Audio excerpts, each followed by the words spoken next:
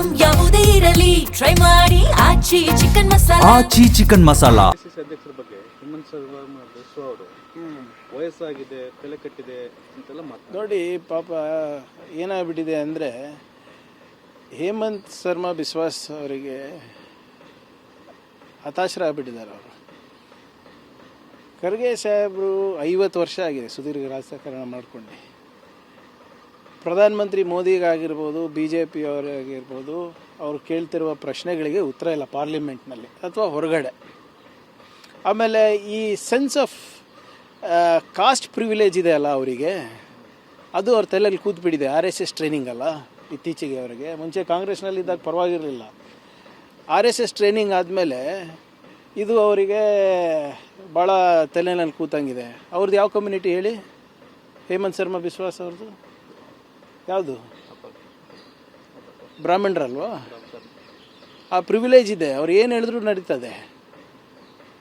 ಯಾರು ದಲಿತರ ಬಗ್ಗೆ ಇರ್ಬೋದು, ದಲಿತರ ನಾಯಕರ ಬಗ್ಗೆ ಇರ್ಬೋದು, ಏನೇನು ಹೇಳಿದ್ರು ನಡೀತದೆ. RSS ಅವರು ಅದೇ ಹೇಳ್ಕೊಡೋದಲ್ಲ. ಆ ಚತುರ್ವರ್ಣ ಆಲೋಚನೆಯಿಂದ ಇವರಿಗೆ ಹೊರಗೆ ಬರಲಿಕ್ಕೆ ಆಗಲ್ಲ. ಯಾರೇ ಏನೇ ಪ್ರಶ್ನೆ ಕೇಳಿದ್ರು ಅದು ಒಂದು ತಂದಿಟ್ಟಿರ್ತಾರೆ. ಹೇಳ್ಬೋದಪ್ಪ, ಅವ್ರದ್ದು ಅವ್ರದ್ದು ಭಾಳ ಪ್ರಬುದ್ಧ ಸಮಾಜ ಇದೆ, ಜಾಗೃತ ಸಮಾಜ ಇದೆ. ಬೇರೆ ಸಮಾಜದವ್ರಿಗೆ ಹಿಂಗೆ ಮಾತಾಡ್ಬೋದು ಅನಿಸುತ್ತೆ. ಪ್ರಧಾನಮಂತ್ರಿ ಮೋದಿ ಅವ್ರು ಏನು ಹೇಳ್ತಾರೆ ಇದ್ರ ಬಗ್ಗೆ? ಅದು ಇಂಪಾರ್ಟೆಂಟ್ ಅಲ್ಲ.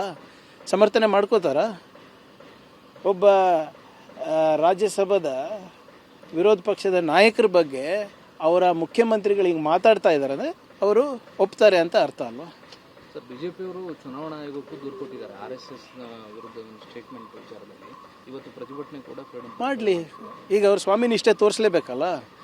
ಏನಂತ ಹೇಳಿದ್ದಾರೆ ಇವರೇ? ಯಾವುದು ವಿಷಭರಿತ ಸರ್ಪ ಎಲ್ಲಾದ್ರೂ ನೋಡಿದ್ರೆ ತಾವು ಅದಕ್ಕೆ ಏನು ಮಾಡಬೇಕು ಮಾಡಿ ಅಂತ ಹೇಳಿದ್ದಾರೆ. ಈಗ ಸರ್ಪ ನೋಡಿದಾಗ, ವಿಷಭರಿತ ಸರ್ಪ ಇದ್ದಾಗ ನೀವು ಅದಕ್ಕೆ ಪಾಲನೆ ಮಾಡ್ತೀರಾ? ಹಾಲು ಕುಡಿಸ್ತೀರಾ? ಏನು ಓಡಿಸ್ತೀರಾ ಅದಕ್ಕೆ?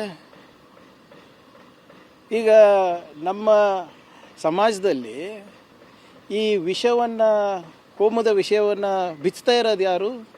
ಯಾಕೆ? ಅಂಥ ಸಿದ್ಧಾಂತಗಳು, ಅಂಥ ತತ್ವಗಳನ್ನು ನಾವು ಉಳಿಸ್ಬೇಕಾ, ಬೆಳೆಸ್ಬೇಕಾ? ಸೊ ಅದನ್ನೇ ಹೇಳ್ತಾ ಇರೋದು. ಇವಾಗಿಂದ ಅಲ್ಲ, ಮುಂಚೆಯಿಂದನೂ ಹೇಳ್ತಾ ಇದ್ದೀವಲ್ಲ.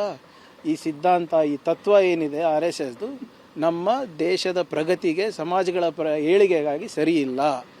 ಆ ದೃಷ್ಟಿಕೋನದಲ್ಲಿ ಸಂವಿಧಾನಕ್ಕೂ ಜಾಗ ಇಲ್ಲ.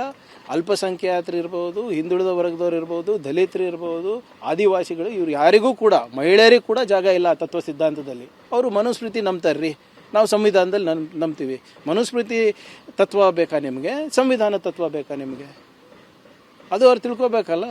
ಆಮೇಲೆ BJP ಅವ್ರು ಯಾಕೆ RSS ಬಗ್ಗೆ ಇಷ್ಟು ಪ್ರತಿಪಾದನೆ ಮಾಡ್ತಾ ಇದ್ದಾರೆ? RSS ಮೋಹನ್ ಭಾಗವತ್ ಅವರೇ ಹೇಳಿದಾರಲ್ಲ, BJP ಅವ್ರು ನಮ್ಗೆ ಅವಶ್ಯಕತೆ ಇಲ್ಲ, ನಾವು ಸಮರ್ಥನೆ ಮಾಡ್ಕೋತೀವಿ ಅಂತ. ಮಾಡ್ಕೊಳ್ಳಿ ಬಂದು ಅವರು. ಮೊದಲ ಬಾರಿಗೆ RSS ಒಂದು ಕಂಪ್ಲೇಂಟ್